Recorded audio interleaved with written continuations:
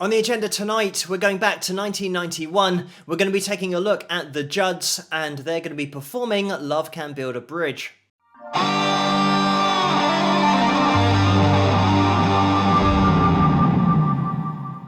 Hello, Phil here from Wings of Pegasus, and welcome to another analysis video. First of all, thank you to all of you who messaged requesting this video for tonight following the sad news that Naomi Judd passed away a few days ago. We're going to take a look at their farewell concert back in 1991 and look at Love Can Build a Bridge, like I said in the intro.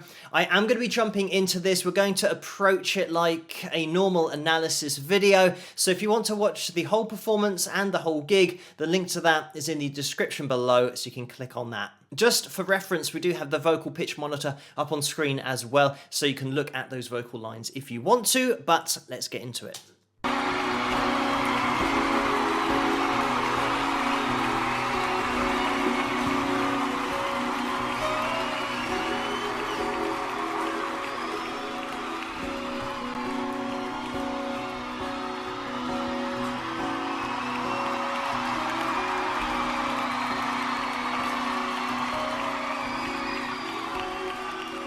I'd gladly walk across the desert with no shoes upon my feet to share with you the last bite of bread I had to eat. I would swim out to save you in your sea of broken dreams. When all your hopes are sinking, let me show you what love means. Love can build a bridge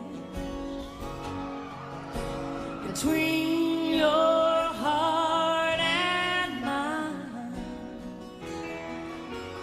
Love can build a bridge. Don't you think it's time? Don't you think it's time?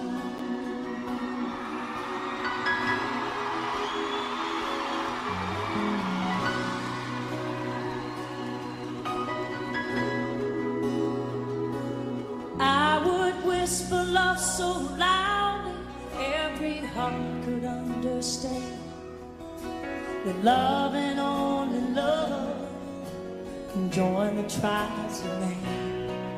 I would give my heart's desire so that you might see. The first step is to realize that it all begins with you and me. Love can build a bridge between your heart and mine. Love can build a bridge. Don't you think it's time? Don't you think it's time?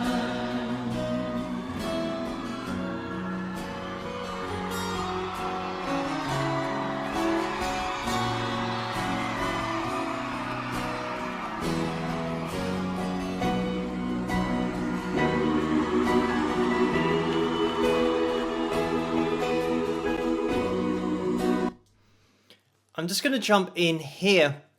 I mean, this is one hell of a composition as well. Let's just mention that about Naomi being one of the writers of this song. And I've seen the Judds on the internet being described as the most successful mother and daughter act.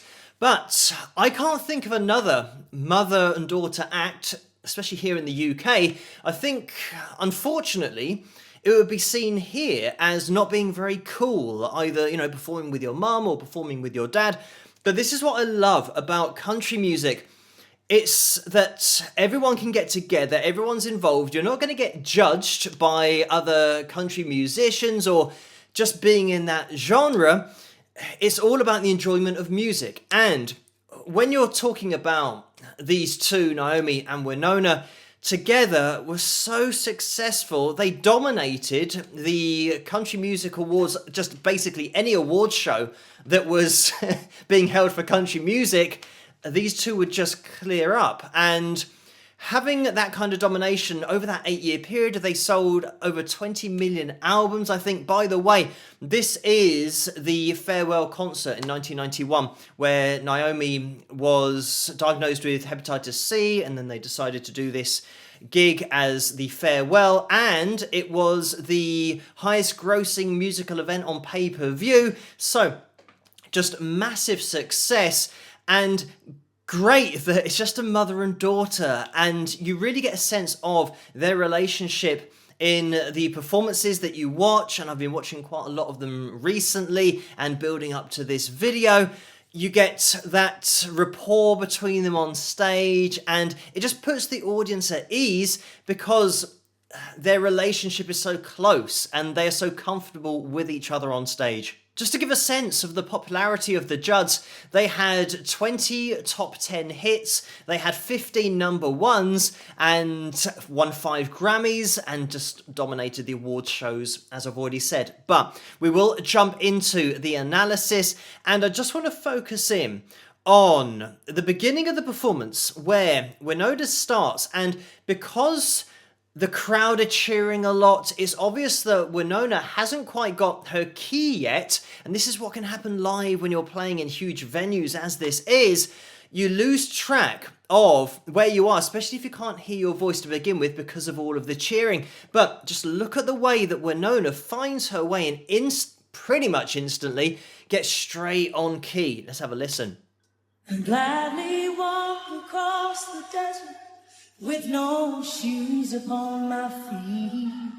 So there, as you can see with the F#4, with the pitch monitoring software, we started actually quite flat, but the way that Wynona can obviously affect her vocal, just move it up to where it needs to be. This is why foldback is so important for live performances, being able to hear your voice so that you can judge where you are in relation to the key of the song that you're performing, and you have to be able to hear the band, of course, behind you, and it's all about having a good onstage mix. But Wynona just really accurately moved her voice up to exactly where it needed to be, and then, as we can see, with the latter part of the phrase, the B3, we're then bang on. One of the traits of vocalists who are very popular in the country music genre is just having that accuracy, that pitch accuracy all the time. And I know that a lot of country singers are seen as country singers, but I just say they're great vocalists. And they've got the kind of voice that you could turn to many other styles of music. I guess it's being versatile. They've got that versatility to turn their voice to any kind of genre because the voice is so strong. They've got all the techniques you can wish for, and they can just control a performance no matter what the genre is. I just want to point out something about Wynona's voice, which you probably already noticed, but it's the way that she really subtly changes the placement of her resonance. So we'll have a little listen to this phrase and then we'll dive into it a little bit more. Upon my feet to share with you the last bite of bread I had to eat. And it's really subtle, but the way that on the word had, she changes the resonance to be more nasal. There's that nasality going on. So when she says, instead of going, had to eat, she goes, and she places it more in the nose. She goes, had to eat. And if we take it back, let's have another listen. It's even more dramatic than I was doing, is bread I had to eat. So that had to eat, she loses all of that resonance that will be coming out of the mouth and places it in the nose. Had to eat, and then goes back to more of, that balance between the nose and the mouth. Interestingly, it does remind me of something that Elvis used to do. He did it all the time, where he would place a lot of his sound in that nasal cavity. So, even if you're just thinking about Elvis, I've said before, everyone will go, and they'll make that noise, So you'll naturally place all of your resonance in your nasal cavity, because people don't go, ah ha ha, when they're trying to imitate Elvis, or at least just make a noise that you associate with Elvis. It's always, oh. So again, you can do this at home. You might be able to do this naturally without thinking about it, but all of these things that happen when you try and make a sound or imitate a sound with your voice, your body, your vocal cords, it just happens automatically to place the resonance in the right place to imitate what you're hearing. But this is what we get with Wynona, and it's great to listen to because it just gives you such light and shade in the voice and in the vocal performance. But we'll bring the band back in and watch it until the end. When we stand together, it's our finest hour. We can do anything, anything, anything, anything. We keep believing in our power.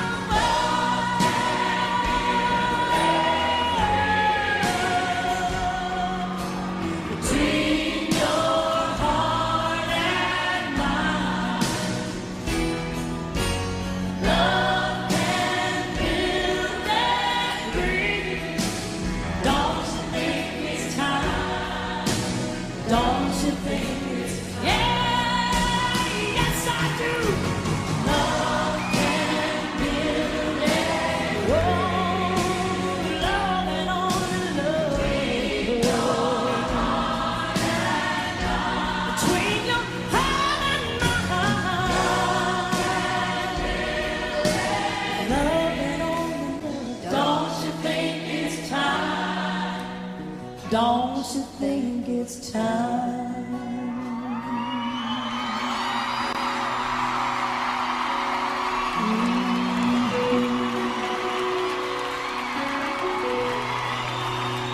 Don't you think it's time?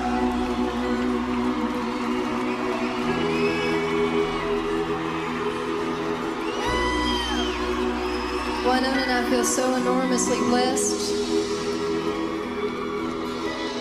to have gotten to travel all over this great country these last 8 years.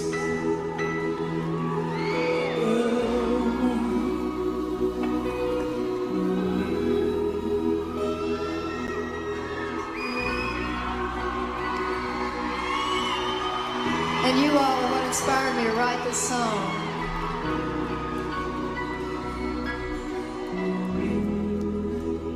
Love and only love.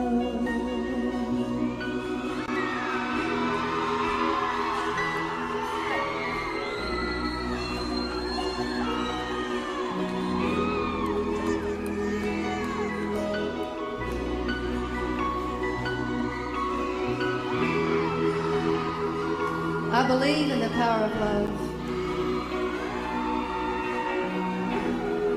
And I believe there is always hope.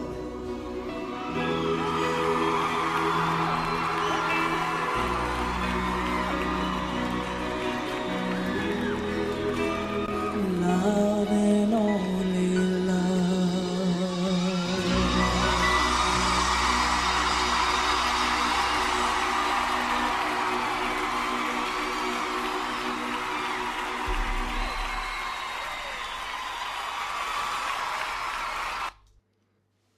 And there we have it.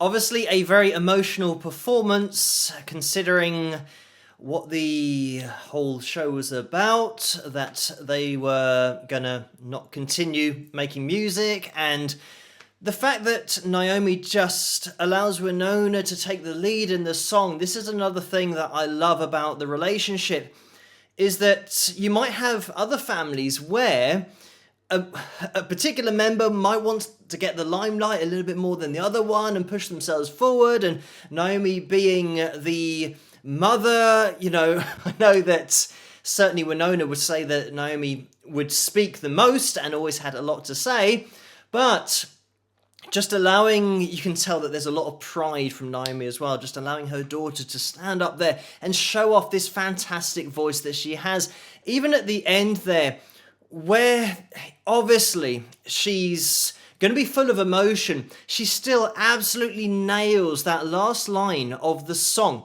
And unfortunately, we didn't get to see it on the pitch monitoring software. It just cut out. But I guarantee you that that last note would have had a really even wave of vibrato and been dead on pitch. I just want to take it back so that we can appreciate this belt from Wynona, that she just hits it without holding back. It's all in chest voice and just massively impressive. Let's have a listen. It's our finest hour. We can do anything, anything, anything, anything. We keep believing in our power.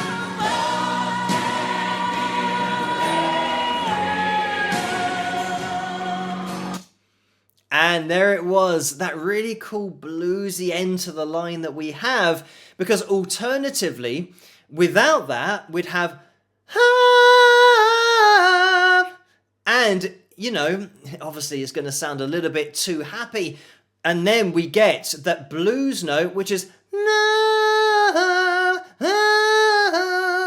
so it's not as strict, even to the point where we're not really going up and hitting the note dead on. It's just a tiny hint towards that blues scale note and then coming back down again. So we get that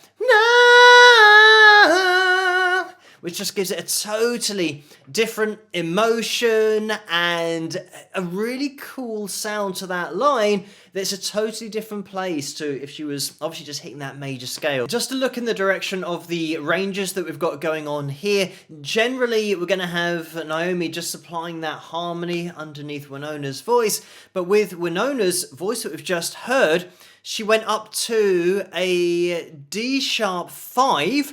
So it means that, as we can see in our ranges here, we're going to be D sharp 5 is going to be this note here. So we're kind of in the middle of the soprano range. But interestingly, it's not where we end up.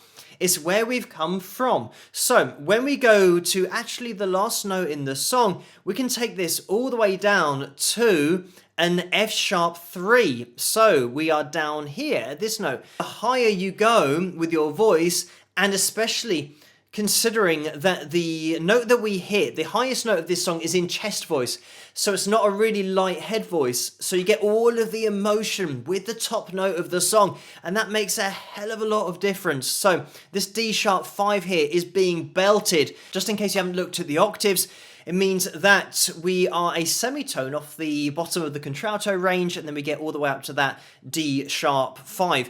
And when we look at the distance we're covering, I always say in other videos that if a vocalist covers an octave with their voice, you're going to go on a real emotional journey from the verse to the chorus. But here, when we take the F sharp 3, the octave above that will be here. But as we've just shown, we've got all of these extra notes that are happening all the way up to our top note here, the D sharp 5. This is all extra emotion and an extra place that you can be taken to. If you imagine being taken to the crescendo, the top of the mountain of the song, that loudest part of the song and the bit that really stands out, when you take your voice up with that and hit a peak, it's going to have a lot of impact. So normally you get an octave's worth of range with a great singer, and that is the peak. Whereas here, it means that the top of your mountain is a little bit higher than it usually is. So that's why it has such a dramatic effect, because a vocalist with this kind of range can literally take you on a longer and more emotionful journey. Just a quick word on the songwriting ability as well, because Naomi had that, and it's something that's totally different, as I always say, to just singing or playing an instrument.